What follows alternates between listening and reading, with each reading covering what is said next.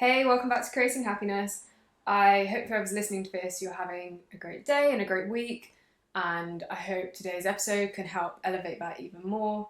I'm using a different microphone today, it's up on a stand next to me, so I've got free hands, which hopefully means the sound quality is going to be improved a little bit because I could not sit still with the last one, and it was creating so much auxiliary noise with me just bumping it around and moving it and stuff. Today I want to talk about the concept of self-love and looking after yourself and how it doesn't make you selfish or weak or unproductive. It actually helps you be the opposite of all of those things. I believe really strongly that looking after yourself and practicing self-love takes an extraordinary amount of strength, and it helps you be a better person for yourself and others. And I think it can help you be successful in all avenues of life, whether success to you is being happy and creating more happiness in your life, or whether it means more external achievements such as succeeding in your education or chosen career path. I kind of want to start today's episode by talking about it's a conversation that I think really affected my view of myself and my behaviour and what I should and shouldn't be doing, and my worldview generally. It had a really big impact on me, and it's something that I want to dissect a little bit. So for context, or anybody who doesn't know, I am a musician. I did a music degree at university. I went to a music college, and I was in my second year of uni in 2021. So it was mid-COVID, and we were doing our degree partly in person in the building still, but partly on Zoom. A lot of classes were online, and I was in an online class with the other members of my department, so all the string players, I'm a violinist, and there were two members of staff running this class, and people were playing pieces, and then discussions were being had and feedback was being given, and then at some point in the class the conversation sort of got onto work ethic, and one of these members of staff was clearly quite passionate about what she was saying and felt quite strongly about it, and essentially, from what I remember of what she said, it was along the lines of basically we didn't know how lucky we were, and she didn't understand why our generation essentially weren't working more. And at one point she said that we should all be grateful to not be on life support, which I understand it was mid-COVID, and I think that probably had more to do with what she was going through than anything objective about anybody in the class. But the two members of staff were essentially agreeing, and one of them was saying, oh, you know, at your age, I was down in a practice room in the basement at 6 o'clock in the morning with the rats every day, getting in as much practice as I could, and you shouldn't be watching movies in the evening, like turn the telly off and get an extra couple of hours practicing. Now, fast forward a couple of years, in about April this year, so a few months before I was supposed to do my final exams and graduate, I was having a conversation with another member of staff from my university, and it was a very long conversation. We'd been talking for a couple of hours and touched on loads of things, but at one point I said that I had a lot of admiration for the people in society who are brave enough to reject this notion, this idea that they should constantly be striving to be achieving and succeeding as much as they could and giving 100%, and actually they put a lot more of their efforts into living a slow life or a slower lifestyle that makes them happier. Now, the woman that I was speaking to said that she'd been having a conversation with the member of staff who took this class back in 2021, and how she'd be telling her that she thinks that our generation have lost this sense of all chipping in and doing our best to work hard and support each other. And again, it was a conversation that really threw me off and made me question my beliefs and essentially the ethics, the morals of my beliefs about how I want to go about my life and interact with the world, and about how much I'm contributing to society and the communities that I'm a part of. Now, the first thing I want to say is that, and this is something that I definitely wasn't consciously aware of at the time, but I think you have to be really careful when listening to other people's opinions on anything, actually, whether it's you, whether it's other people, whether it's something else going on in the world, because we can't get inside people's heads. So we're never going to be able to understand 100% what they mean by what they're saying in the exact way that they intend it. And we're also never going to have a complete picture of the context that's gone into what they're saying. So we don't know what has created their worldview. We don't know what input is going into forming their opinions. We don't know if it's healthy or unhealthy input. In essence, I think whenever somebody gives us an opinion or a thought or a belief about the world and an explanation for it, we're never going to get it in the whole sense that they're trying to give it to us. We're always going to get it with some gaps, some holes of understanding in. And that's why I think it's unfortunately quite easy to fall into the trap of making assumptions about what people mean and what people's intentions are with sharing these opinions and these views with us. I think we can end up projecting things into those gaps and assigning meaning to people's words that isn't necessarily there. That's another thing to bear in mind as well, is I think that they didn't have a complete picture on anybody in that room, and certainly neither of them knew next to the first thing about me. So when they were giving this opinion, I should not have taken that as this is a personal message to you that you need to follow 100%. You should not be watching TV in the evenings, and you should be getting up and working as early as you can, because they didn't know enough about me for that advice to be 100% relevant to me. And that's something that I think is a really useful piece of knowledge to bear in mind, is that you get to decide what information you take on. Like, you get to decide whether other people's opinions are relevant to you, and you also get to decide whether to take inspiration from them and see the positive in it, or whether you let it affect you really negatively. Because I could have listened to that and decided, okay, I don't need to take this 100% literally, but they're saying you have the ability in you to push yourself and work a little bit harder. Because yes, there were probably some evenings that I could have been doing more work and less lounging about, and I might have been better off. So I could have just taken it as that, as you have the ability in you to push yourself a little bit harder and you might see some better results. I didn't need to take it as you should not be resting. But that was how I interpreted it at the time. I think what this woman was getting at is that she was making the assumption that the people in the class generally had an off balance of, work-life balance, and that we were spending too much time relaxing and having downtime and not enough working. But at the time, I did assign meaning to what she said, that I don't know whether that meaning was there or not. I don't know if that's what she intended. But what I took from it was, you should always be pushing yourself to work harder. You're always capable of more. And if you don't, you're not making the most of what you have, which means you're ungrateful and you're selfish, and you should be ashamed because you have something that others don't and you're not making the most of it.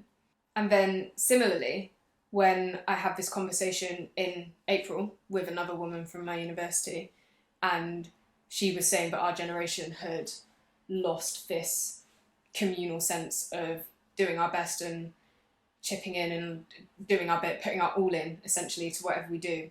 I took that to mean that if you're not making 100% use of what you've got, and again, not working as much as you could be, you're somehow selfish and you're not fulfilling your potential, and therefore you're inhibiting society from being at its best, and you're stopping everybody essentially from being at their happiest and from being at their most successful. And it's not just those two conversations that have ever left me feeling like this or contributed to this belief that I think I had for a long time, that I was lazy or there was something wrong with me. I was weak and selfish in some way because I felt like I wasn't operating at 100% capacity consistently. I did feel like I was letting myself down, like I was letting myself and other people down, like I was wasting the privilege that I was lucky enough to have by not operating at 100%. But I think if you've got a room full of struggling students trying to hold it together in the middle of a pandemic, all between the ages of like 19 to 23, let's say, young people, not children, but let's face it, we're all ex-babies still, essentially. There are so many adults that I've spoken to who say that they think they'll always feel 16. And I think that feeling was probably exaggerated even more for lots of us at that time because everything was so scary and uncertain and the world felt like it had been flipped on its head. I'm not sure that telling that room full of students, well, online room, that they should pull their socks up and work harder and get on with it was the most empowering thing to do.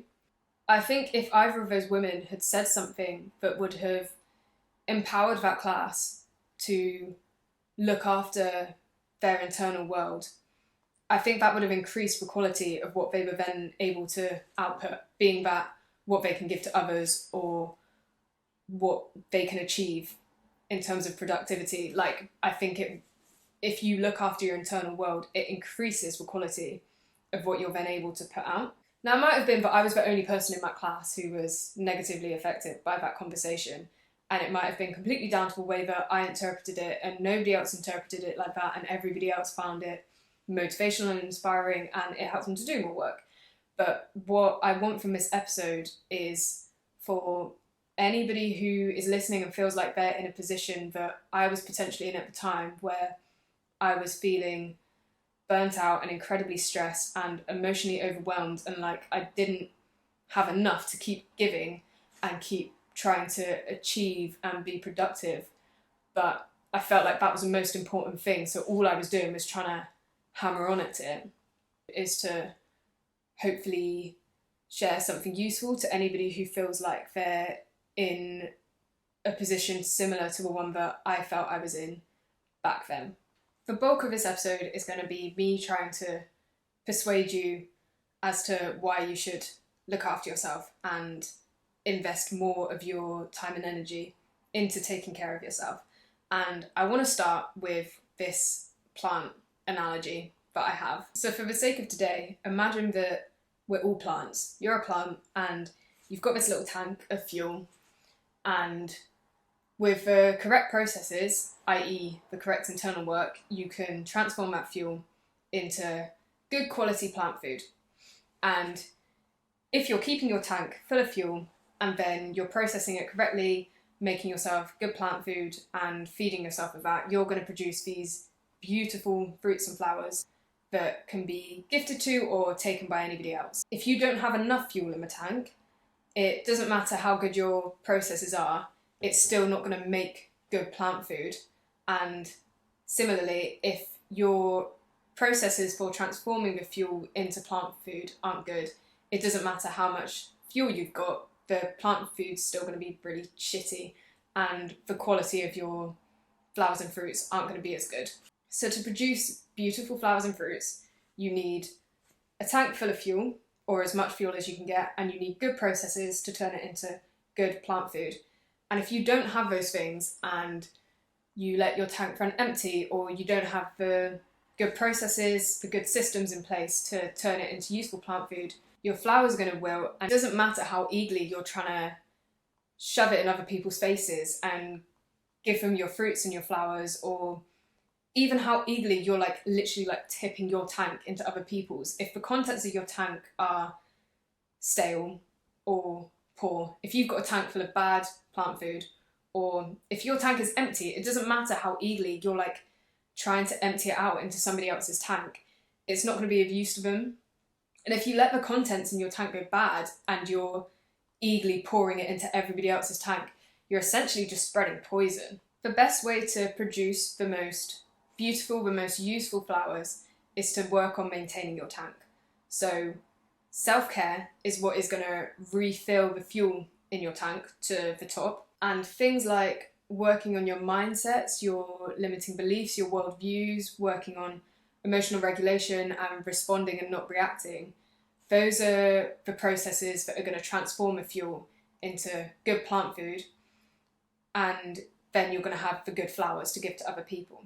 So in this sense, looking after and maintaining the contents of your own tank is one of the least selfish things you can do, because it increases the quality of your output and therefore increases the quality of what you can give to other people. I want to talk a little bit further about why I think monitoring and evaluating and changing our own attitudes and mindsets and opinions and worldviews can have an incredible impact on other people. And I'm going to start by talking about the 5 people theory. It's this popular theory that I'm sure loads of people have heard of already, that you become the 5 people that you surround yourself with, or the 5 people that you spend the most time with, have the most contact with. Their beliefs, their behaviours, their attitudes, their actions, their opinions all rub off on you. They become your mental diet, essentially. You take that in, and then that affects your beliefs and your opinions and your behaviours, and then how you interact with the world. I think often when we talk about it, we're thinking about it from a perspective of who are those people for us, and who is affecting us, and who do we need to, or what kind of people do we want to be bringing into our circle, and who do we need to kick out of our circle, essentially. But I don't think we often think about the fact that you are one of those 5 people for somebody else. Whether it's conscious or subconscious, those people around you are observing, are listening, are taking note of what you are doing and saying, and that in turn is shaping their thoughts about themselves and about the world, and how they behave and what they believe is possible for themselves and what they think they should be doing. When the people around you see that you are neglecting to maintain the contents of your own tank, and you are putting all of your efforts into giving it out to other people, they're going to take that on, and they're going to believe that for themselves. So whatever you give them, they're not going to think about how can I use this to maintain and optimize my internal world. They're going to think, oh, who do I pass this on to? Like, who can I give this to that's not myself? When you do this, it creates this domino effect of people neglecting themselves and consistently giving all they can to put other people first. And you just end up with a lot of unhappy people, because nobody is taking what you give them and actually using it to better themselves. Whereas if you lead by example and you maintain the contents of your tank and use it to create beautiful flowers, you're showing other people, look, I look after myself and it helps me produce better results and be more successful and give more to others. You tell them that it's okay and it's possible for them to do the same. So they observe this behaviour and they follow suit. And now suddenly, instead of a bunch of people running around with empty tanks trying to get rid of whatever they can onto other people, you have a domino effect of lots of people looking after themselves and creating beautiful products from it. You have 2 people with 2 beautiful flowers instead of 2 people with 2 empty, crappy tanks. There's a story that Shelby Sacco told in, I think, her first ever podcast episode. One day, I'm going to record an episode and I'm not going to mention Shelby Sacco, but I have a feeling that's a day that's very far off. And it's definitely not today. And it stuck with me, I think, partly because it's so moving, but it illustrates this point beautifully. And she was talking about, so she's from a big family, she's got lots of siblings and lots of younger sisters, and she said that the whole of their family was, I don't know, like on holiday or a pool day or something. They were all around a pool and they were all in their swimming costumes, bathing suits, bikinis, whatever. And one of her little sisters had a t-shirt on, like a cover-up, and the mum was fussing and saying, oh, you know, come on, this is silly, like everybody else is in their swimming costumes, take the t-shirt off, and the little sister was refusing, and eventually she said, no, mum, like, I'm allowed to do this. Every one of you here, apart from Shelby, has said something negative about your own bodies, so I'm allowed to be insecure about my own body. And Shelby told this story to illustrate the point that that was a moment that she realised that her siblings were taking note of what she was doing, and they were taking note of the way that she spoke about herself. And her sister had noticed that she did not say negative things about her own body. And that's such a beautiful and positive thing. But I think there is also the really sad element to that story, in that she was picking up on and remembering all the negative things that her other siblings and family members had been saying about themselves. If you are constantly bashing your appearance or how hard you can or can't work or how much you achieve, in front of and to the people that you love, they are going to pick up on that. And if they sense that that is of the utmost importance to you, or more specifically, that is more important to you than your happiness is, there's a good chance that they are going to take that on and believe that that is true for themselves as well. And I think there is a really sad element of hypocrisy when you have friends coming to you for emotional support or help, and say you've got a friend coming to you who is really, really stressed and struggling to find a good and healthy work-life balance and is driving themselves into the ground, and you're trying to tell them to, give themselves some time off, do something that's going to refill their tank, but you are working yourself into the ground and you do not have healthy boundaries with your work downtime hours.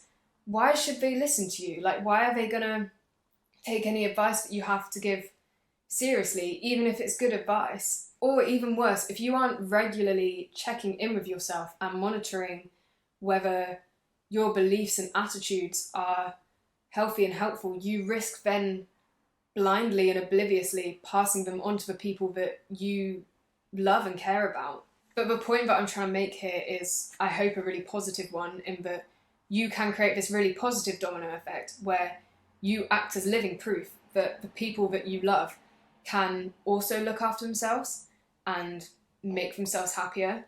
You take the first step in normalizing it and leading by example and showing them how, and then the wider that domino effect reaches, the more normalized it becomes for everybody.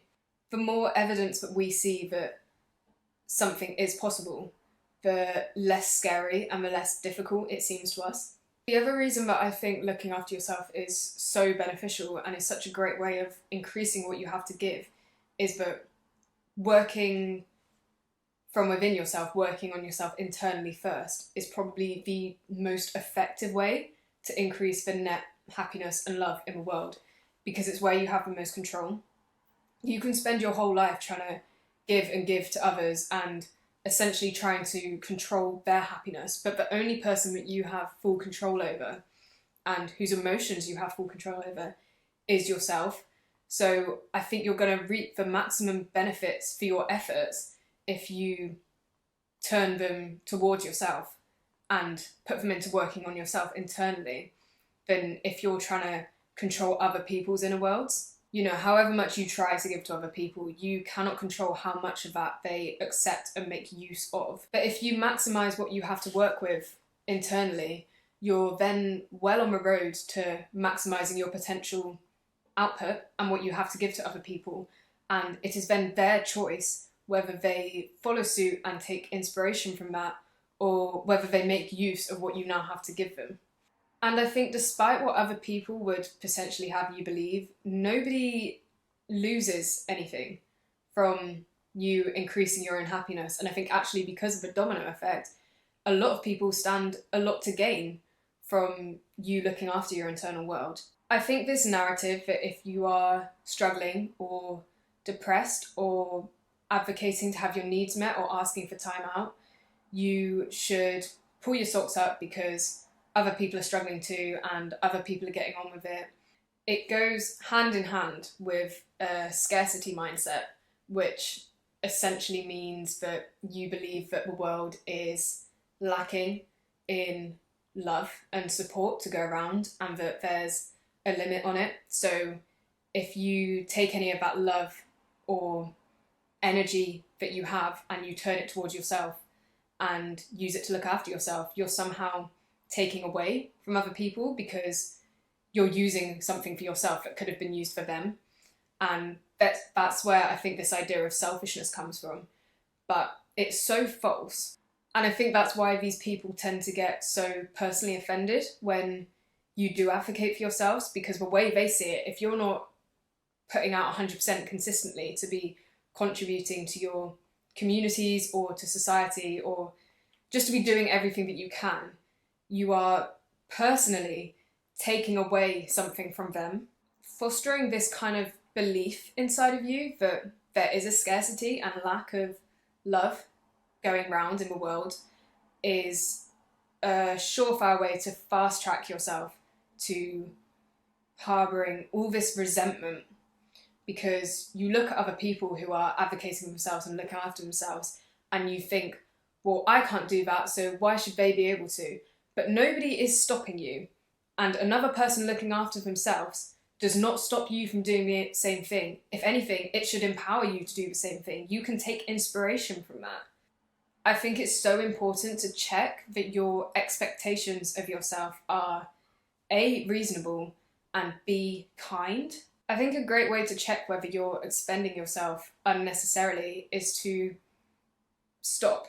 Like, actually stop what you're doing for a bit and see what happens. For instance, I've met people who will point blank refuse to ever take a sick day. And I mean, this is like multiple people that I've come across.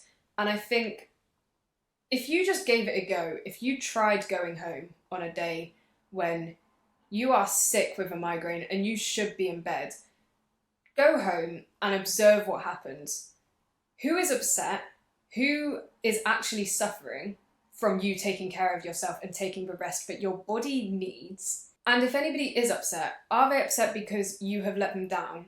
Or are they bothered by the fact that you're no longer bending over backwards to convenience them and they've been mildly inconvenienced by you putting yourself first? There is a huge difference between actively letting other people down and not taking on sole responsibility for other people's comfort and convenience. And there is a big difference between having something of value and worth to give to other people and just putting all your efforts into making sure that nobody else is ever inconvenienced or uncomfortable. If you believe that there is an abundance of love in the world, if you stop trying to output 100% consistently and you stop and give some of that back to yourself, you're not taking anything away from anybody. And when you stop and give back to yourself, it can be put to such good use. Like, for example, if you practice lots of self-care, which fills up your tank, and then you use that energy to work on your emotional regulation, then you'll likely fare much better through a difficult day of work. And then when you get home and say your partner has also had a really difficult day, you're going to have more emotional capacity to be able to listen to them and be present and support them through that. Whereas if you've not had the time and energy to work on any of those internal tools, you're going to be much less well equipped to be a supportive partner in that scenario or to support yourself. There are always ways to increase the amount of love that you can potentially give out to the world and the people you love. That kind of ties really nicely into the point that you need so much energy in your tank to be able to work on new and potentially difficult life skills or emotional skills, like learning things like emotional regulation and to change the way that you react and respond to difficult daily events takes so much emotional capacity and energy. So you need your tank to be at least 50% full. Like, realistically, you want it like near the top. You want to be recharging yourself daily to be able to practice these things and reap the benefits from it. The same goes for changing any of your mindsets, because change is a big stressor on the brain. So if we are already stressed and under lots of pressure and depleted, we're not going to be able to make those changes anywhere near as effectively as if we are constantly pouring back into ourselves and giving ourselves that energy. You will be able to up-level yourself and create more within yourself to give back out faster and more efficiently if you are practicing active mental recovery. If you think about it along the same veins as exercising and muscle recovery, again, there's probably not going to be an episode anytime soon when I don't make some sort of exercise analogy, but we're going to roll with it. It's relevant here. When you go to the gym and you're lifting the weights isn't what's building the muscle. So when you're working out the muscle at the gym, you're actually tearing the muscle, you're ripping it apart, right? And the rebuilding happens in the recovery process, which is why it doesn't matter how hard you're training, if you're not getting enough quality sleep or eating enough calories or eating enough protein, you're not going to be rebuilding those muscles the most efficiently.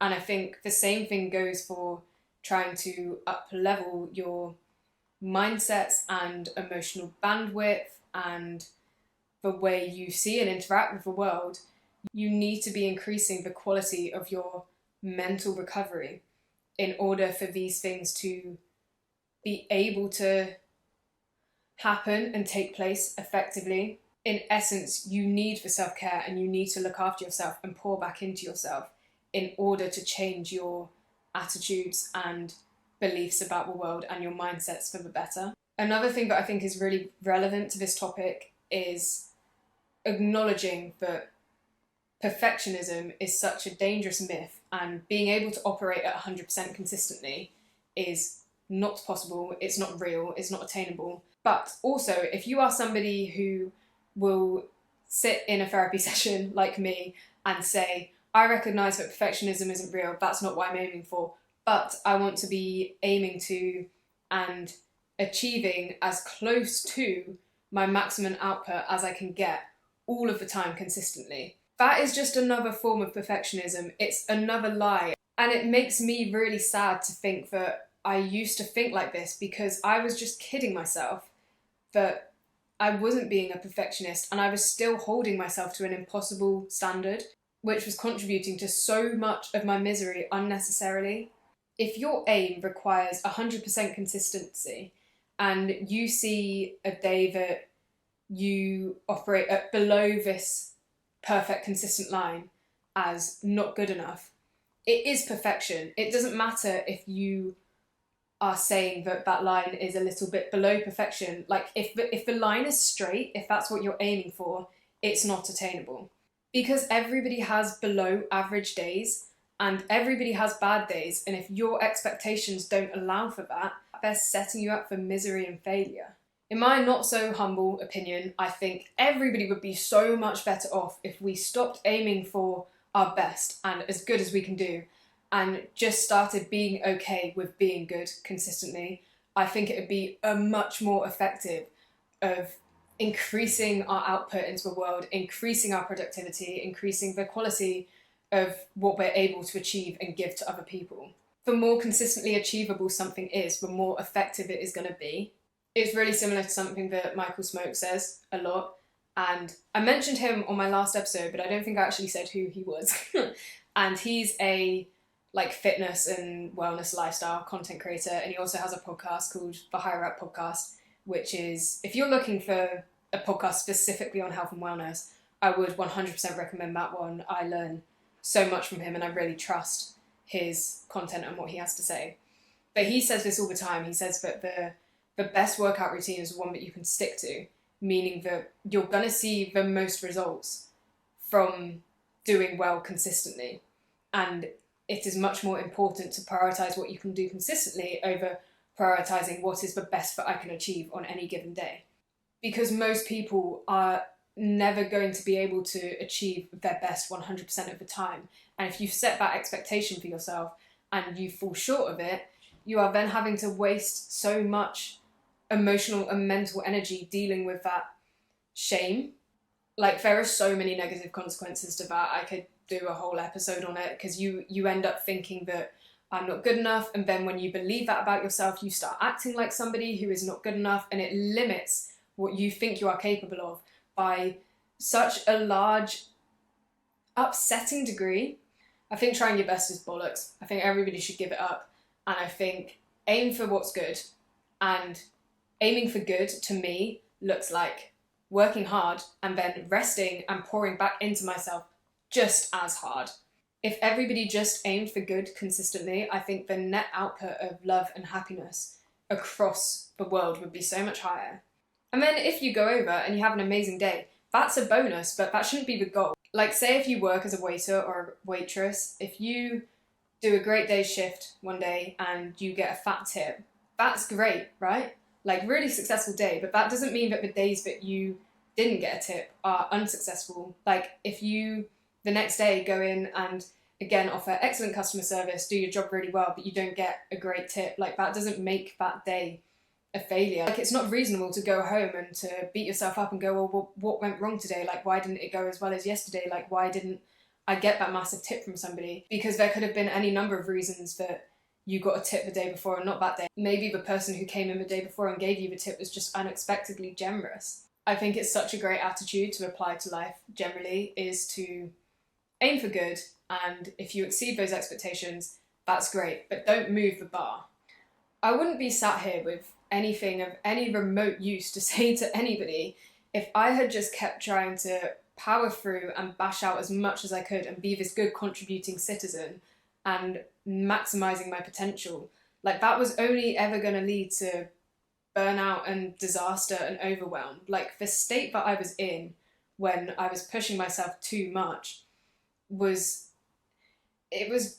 just miserable. I didn't have anything of use to offer anybody. My beliefs about myself and the world were so unhealthy and unhelpful, and the only way that I was able to change that and work through it and come back on the other side as a better person, I think, was to stop trying to give everything I had outwards and stop trying to channel it through achieving and productivity, and to turn it in on myself, to replenish my tank and use that energy to change and transform what was going on for me internally.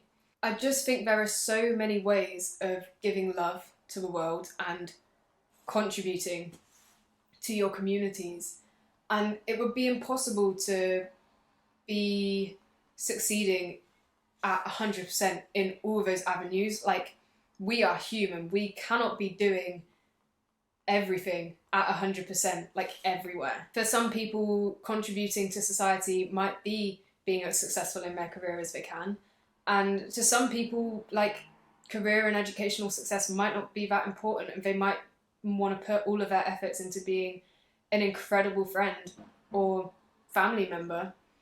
Just because you are not contributing your max or your 100% to society in one specific area or through one specific means, it doesn't mean that you're not contributing to others in the world. But just going back to the original story from the beginning of this episode, the conversation that was had in that class with those two women, I ended up tormenting myself with thoughts around whether my worldview was wrong, whether I was weak, whether I was being selfish, whether I wasn't contributing enough, and whether it was wrong to want to pull back into myself and to feel like I needed time for me. And it's really sad to think about now, because looking back, I can recognise that I just didn't have enough confidence in my own beliefs. I knew that giving 100% all of the time wasn't possible.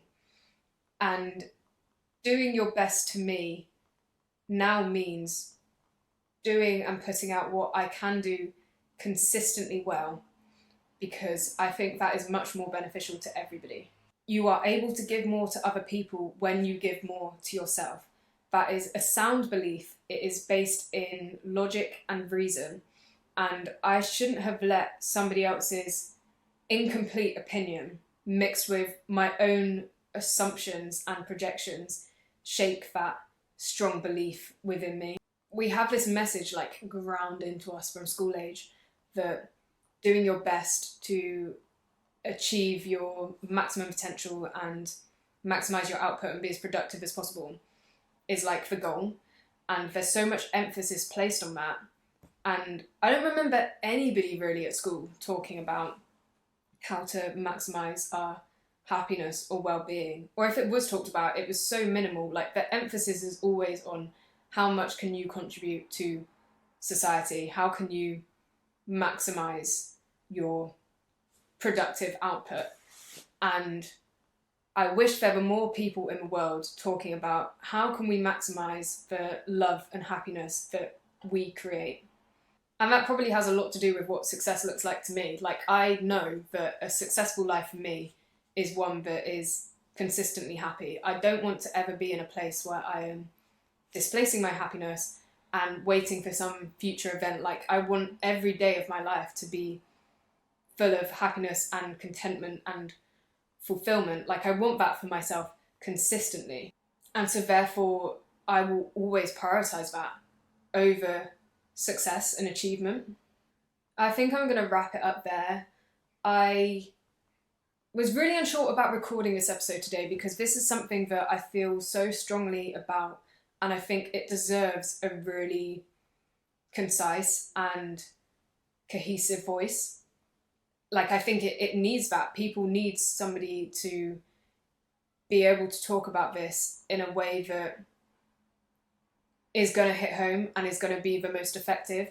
And I think, this goes beyond just this episode, but with this podcast, this is so new to me, this style of writing and speaking, and I feel like I have all these ideas that I think are so important, and I have things that I think are definitely of use that I want to share, but I know that my communication skills aren't necessarily as strong as I'd like them to be, to feel confident that I can effectively communicate this information. So I did have my doubts about recording this, and having been speaking for a couple of hours now, I already have this sense of, I wish I could articulate more clearly what it is I'm trying to say. But I know that the only way I'm going to get better at that is by actually doing it and practicing. And so I know that I need to be putting these episodes out. Essentially, I need to be being okay with putting out something that is good and that is not perfection. Like, I know this could be better, but it's always going to be able to be better. And I'm going to accelerate the quality of what I am putting out so much more with action. I really hope, and I believe that in the future I will have a stronger, more articulate, more concise voice to share these thoughts with and discuss these really important topics with. But until then, I'm going to keep practicing, keep putting out the content. I hope that somebody is able to take something of use from this, and that they're able to use it to create more happiness for themselves and to become a better role model for others. Do us all a favour, look after yourself. You will help yourself, you will help others, and you will have more to give to other people, and it will be of higher quality if you just take some of what you are consistently trying to give outwards and pour it back into yourself. If you've gotten this far, just know that I love you, and I hope that the rest of your day and the rest of your week is filled with as much happiness and love as it can be. And hopefully I'll speak to you next week. Bye.